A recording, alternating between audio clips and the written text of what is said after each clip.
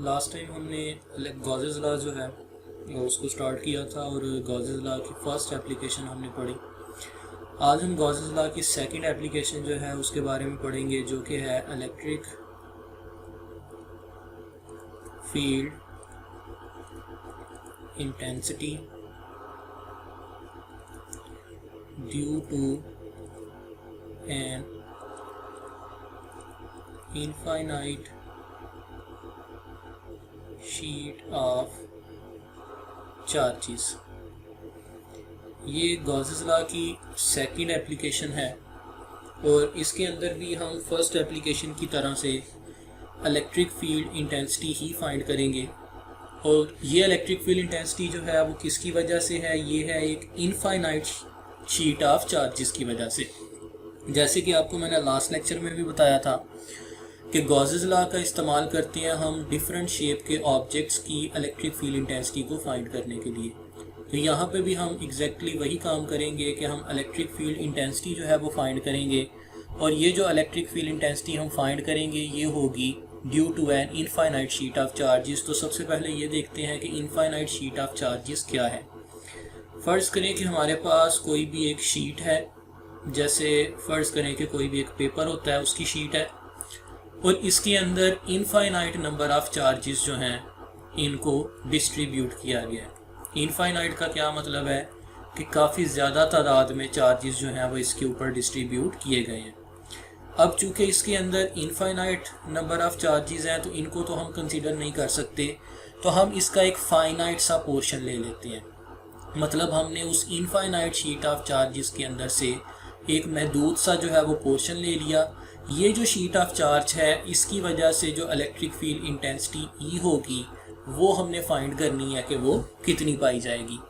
तो यहाँ पे भी हम एग्जैक्टली वही 3 स्टेप्स इस्तेमाल करेंगे जो कि हमने गॉसेस लॉ के अंदर पढ़े थे, और हम ये देखेंगे कि हम उन 3 स्टेप्स को इस्तेमाल करते हुए कैसे इलेक्ट्रिक फील्ड इंटेंसिटी जो है वो इस शीट ऑफ चार्जेस के अंदर फाइंड कर सकते हैं।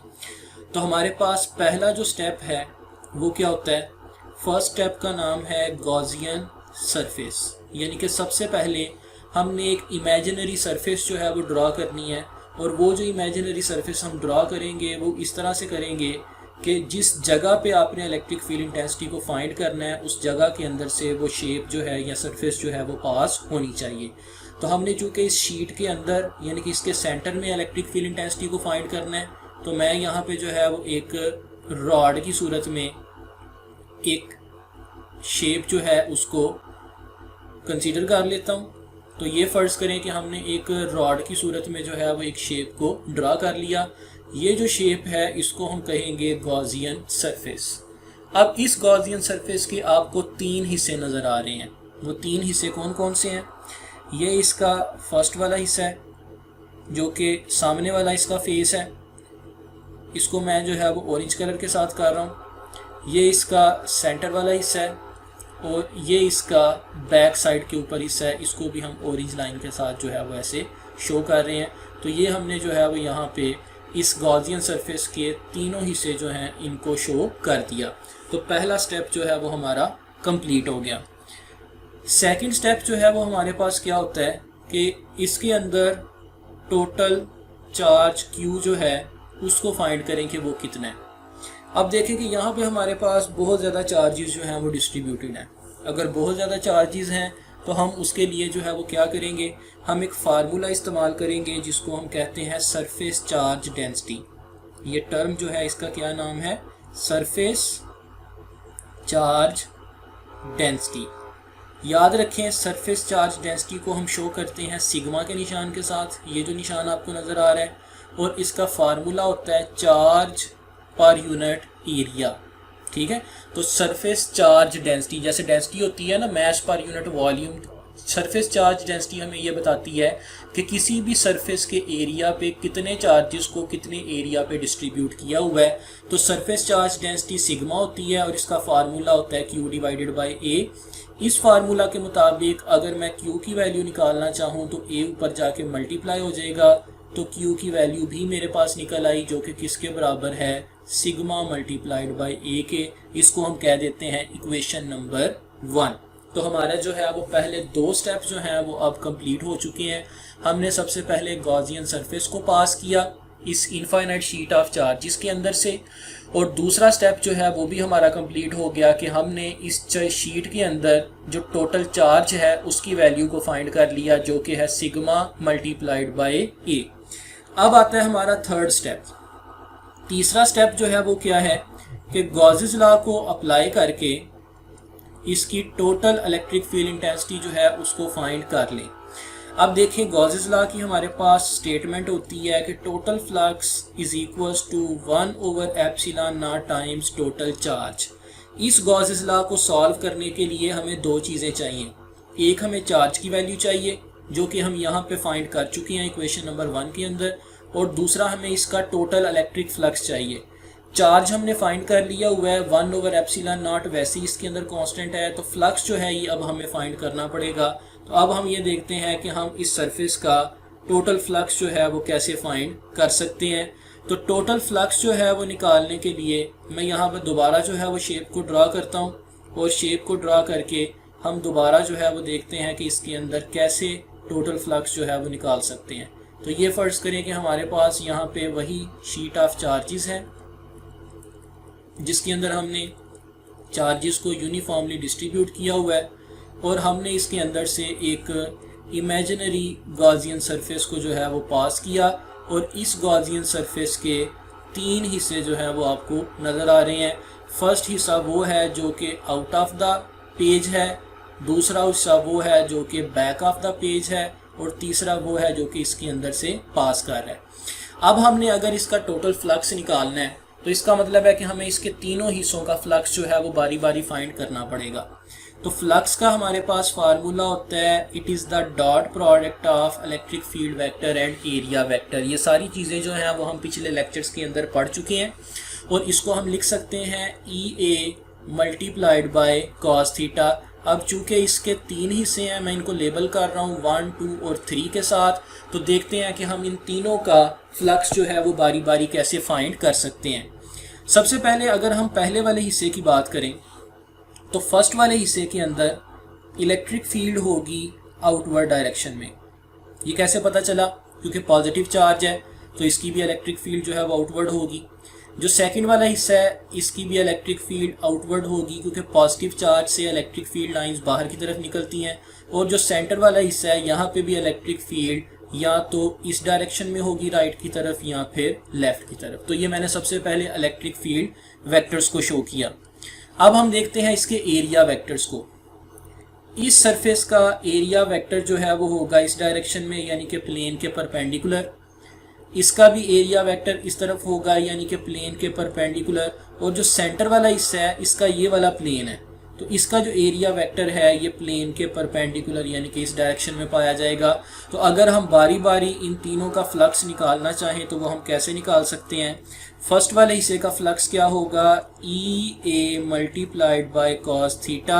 आप देख सकते हैं कि पहले वाला जो है इसके अंदर E और A के दरमियान कितना एंगल बन रहा है? 0 डिग्री का। तो ये आ जाएगा EA कॉस ऑफ 0 डिग्री। तो पहले वाले हिस्से का हमारे पास फ्लक्स कितना निकल आया? EA। अब निकालते हैं जी सेकंड वाली साइड का। सेकंड वाली साइड का फार्मूला होगा φ2 is equals to EA cos theta. अब इसमें भी आप देख सकते हैं कि एरिया और इलेक्ट्रिक फील्ड के दरमियान कितना एंगल बन रहा है? 0 डिग्री का। तो ये भी आ जाएगा EA multiplied by cos of 0। तो सेकंड वाली साइड का फ्लक्स भी EA आ गया। अब जो सेकंड वाला इसका हिस्सा है, थर्ड वाला सेंटर में, इसका निकालते हैं फ्लक्स कि कितना होगा। अगेन हम फ्लक्स का फार्मूला यूज़ करेंगे EA कॉस थीटा। इसमें आप देख सकते हैं कि इलेक्ट्रिक फील्ड वेक्टर और एरिया वेक्टर इन दोनों के दरमियान जो है वो कितना एंगल बन रहा है? 90 डिग्री का। तो ये आ जाएगा EA कॉस ऑफ 90 डिग्री, जो कि क्या निकल आएगा? 0। तो इसका मतलब ये हुआ कि हमारे पास जो इस गॉसियन सरफेस की 3 साइड्स थी उन तीनों का हमने फ्लक्स निकाल लिया। 2 साइड्स का फ्लक्स है EA और सेंटर वाली जो साइड है इसका फ्लक्स क्या है? 0। तो हमारे पास इसका टोटल इलेक्ट्रिक फ्लक्स कितना आ जाएगा? φ1 + 2 + φ3। तो ये निकल आया EA। सेकंड वाले का भी EA है, लेकिन थर्ड वाले का क्या है? 0। तो तो हमारे पास इस गॉसियन सरफेस का टोटल इलेक्ट्रिक फ्लक्स कितना निकल आया, 2EA। तो इसका मतलब ये हुआ कि गॉसेस लॉ के अंदर पुट करने के लिए हमें दो चीज़ें चाहिए थी, एक फ्लक्स और दूसरी चार्ज। चार्ज जो है वो हम ऑलरेडी निकाल चुके हैं, सिग्मा मल्टीप्लाइड बाय ए। तो ये दोनों चीज़ें जब हम गॉसेस लॉ के अंदर पुट करेंगे तो हम इस इनफाइनाइट शीट ऑफ चार्ज की टोटल इलेक्ट्रिक फील्ड इंटेंसिटी को फाइंड कर सकते हैं। तो देखते हैं कि ये काम हम जो है वो कैसे कर सकते हैं। हमारे पास जो है वो गॉसेस लॉ की स्टेटमेंट होती है कि total electric flux is equals to 1/एप्सिलॉन टाइम्स टोटल चार्ज। हम ये ऑलरेडी फाइंड कर चुके हैं कि जो टोटल इलेक्ट्रिक फ्लक्स है उस शीट का वो किसके बराबर है, 2EA के, और टोटल चार्ज किसके बराबर है, सिग्मा मल्टीप्लाइड बाय ए के। तो ये दोनों वैल्यूज़ उठा के अगर हम यहाँ पे पुट करेंगे तो ये आ जाएगा टोटल फ्लक्स की जगह पे 2EA इज इक्वल्स टू 1/एप्सिलॉन और चार्ज की जगह पे आ जाएगा सिग्मा मल्टीप्लाइड बाय ए।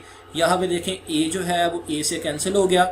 हम चूँकि ई निकालना चाह रहे हैं तो ई निकालने के लिए हम 2 को दूसरी साइड पे जाके डिवाइड कर देंगे तो ये आ जाएगा सिग्मा डिवाइडेड बाय 2/एप्सिलॉन।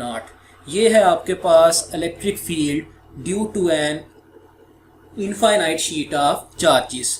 अगर हम इसकी वेक्टर फॉर्म को शो करना चाहें तो हम कैसे कर सकते हैं, सिग्मा डिवाइडेड बाय 2/एप्सिलॉन मल्टीप्लाइड बाय, इसके अंदर जो है वो क्या आ जाएगा हमारे पास, एक यूनिट वेक्टर जो कि इस केस में होगा आर हैट। ये आर हैट जो है वो किसको शो कर रहा है, ये शो कर रहा है डायरेक्शन को। तो हमने जो है वो किसी भी एक इनफाइनाइट शीट ऑफ चार्जेस की वजह से जो टोटल इलेक्ट्रिक फील्ड इंटेंसिटी है उसकी वैल्यू को फाइंड कर दिया, जो कि निकली सिग्मा डिवाइडेड बाय 2/एप्सिलॉन। और इसकी डायरेक्शन को शो करने के लिए हम इस्तेमाल करेंगे एक यूनिट वेक्टर। तो आप देख सकते हैं अगेन कि हमने फिर गॉसेस लॉ को और उसके उन्हीं 3 स्टेप्स को इस्तेमाल करते हुए एक इनफाइनाइट शीट ऑफ चार्जेस की जो है वो टोटल इलेक्ट्रिक फील्ड इंटेंसिटी को फाइंड कर लिया। ये एक बहुत इंपॉर्टेंट लॉन्ग क्वेश्चन है, इसलिए आपने इसको इसी तरीके से तीनों स्टेप्स को जो है वो डिटेल के अंदर देखना है और हम जो है वो नेक्स्ट लेक्चर के अंदर इसकी थर्ड एप्लीकेशन जो है उसके बारे में पढ़ेंगे।